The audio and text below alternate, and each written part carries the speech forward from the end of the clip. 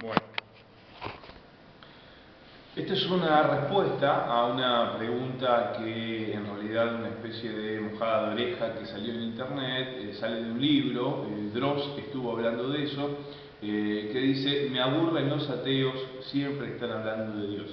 Es una frase con la cual evidentemente se ha querido, mucha gente lo ha utilizado para intentar echar por tierra teorías fundamentadas respecto de la no existencia de Dios. En realidad vale decir que la existencia de Dios también es una teoría, ya que no hay, por lo menos no se ha conocido forma de probar sin ningún tipo de dudas si existe o no existe. Habemos quienes no creemos, decidimos no creer en algo que no podemos probar, y hay quienes deciden creer en algo que no pueden probar y creer particularmente en un dogma, en algo que dicen que existe y que por tradición histórica, familiar y cultural se cree que existe.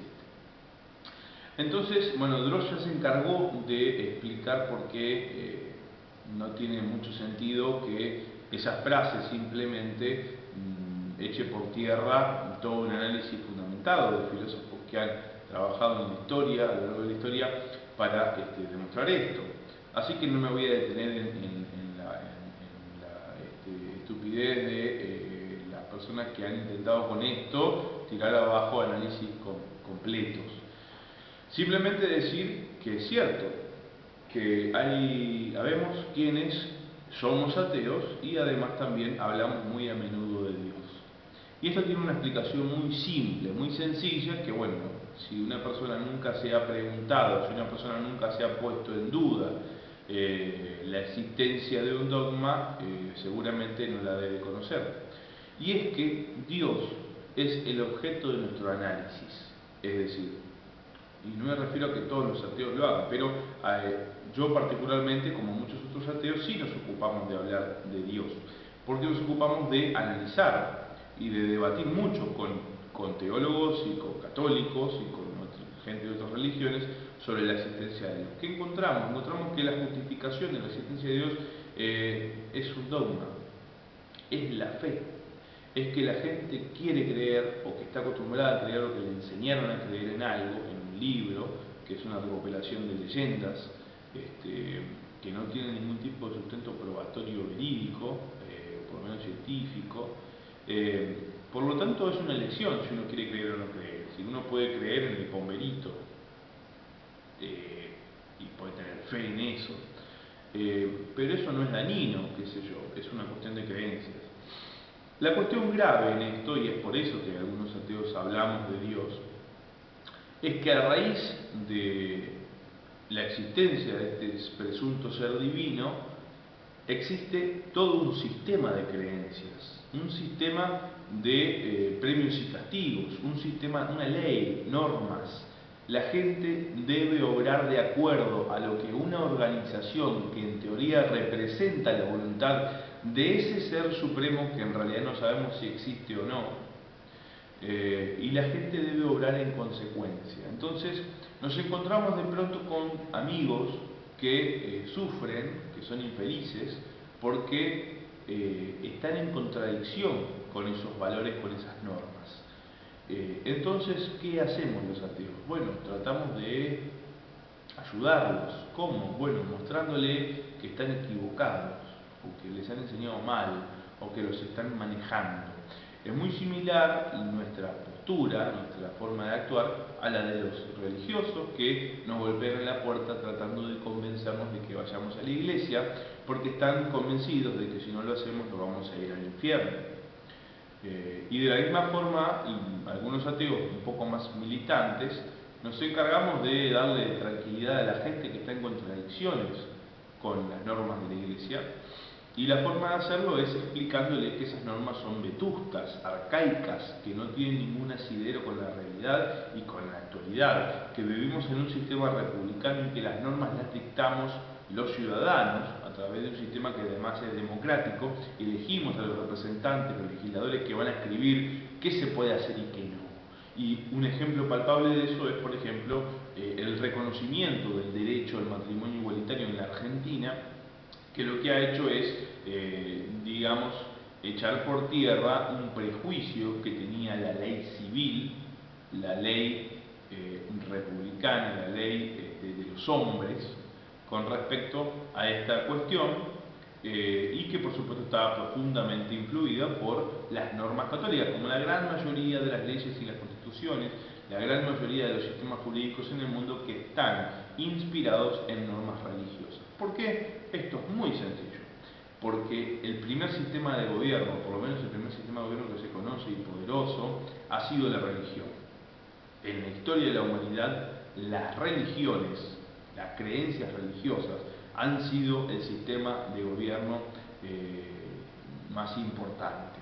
Las monarquías, los reyes, las dinastías, eran eso. El rey era, supuestamente, el representante de Dios en la tierra.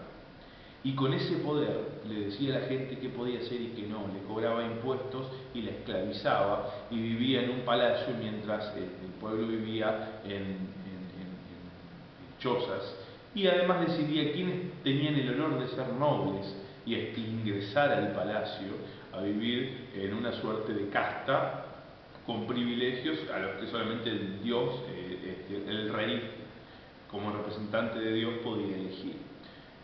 Esto era lo que ocurría, así es como ha funcionado a lo largo de la historia, lo han sido los faraones, los reyes, hasta el medioevo, y a través de esto, que es un sistema totalmente totalitario, todo el poder concentrado en un hombre, hasta que por supuesto comenzaron a haber revoluciones, los pueblos comenzaron a plantear otras estructuras de gobierno más democráticas. Es decir, que hoy por hoy las religiones son tal vez los únicos, salvando por supuesto las dictaduras, modelos monárquicos de gobierno.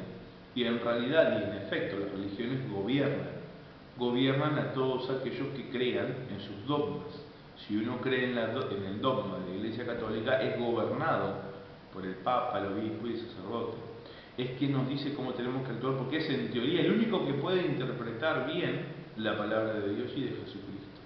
Como si fuéramos estúpidos, el resto de los mortales no podamos entender lo que quiere decir Jesucristo, que creo que habló bastante clarito, por suerte. Y si es que existió, repito, porque todos los textos bíblicos en realidad son leyendas. Podemos creer o no, es voluntad nuestra, a diferencia de textos históricos que tienen bases probatorias, aunque también hay muchos historiadores que han inventado a lo largo de nuestra historia, y esa es otra historia. Por lo tanto, revolviendo la pregunta fundamental, y es ¿por qué hay ateos que nos ocupamos de hablar de Dios? Es porque Dios es nuestro objeto de análisis, es aquel objeto que analizamos. Por supuesto, el Dios que nos venden las religiones. ¿Qué es Dios? Y Dios es una palabra. Para Spinoza, Dios somos todos y todos somos parte de Dios. Entonces, en ese contexto, en realidad no me preocupa mucho, porque no lo tiene interpretado como un ser superior y supremo que define los designios del destino del mundo. Ahora sí lo es en el caso de las religiones, como por ejemplo la católica, que a través de una casta, de una burocracia muy jerarquizada, determina qué es lo que puede hacer una persona y qué no. Cuando usted tenga un amigo homosexual, por ejemplo, que no pueda casarse con su pareja y que se sienta en contradicciones por ello, porque la iglesia o la religión a la que pertenece se lo prohíbe, uno puede entender por qué es importante analizar y hacer conocer este pensamiento divino, así como los religiosos tratan de hacerlo también para salvarnos del infierno. Nosotros lo hacemos para salvar a nuestros amigos, o salvarlos, es medio catastrófico decirlo, pero para resguardar a nuestros amigos del sufrimiento en vano que pueden llegar a sentir, de una vida de mierda que pueden llegar a sentir, que pueden llegar a vivir simplemente por no violar las leyes que no son leyes, es decir, las únicas leyes son las leyes que el pueblo establece para vivir en armonía.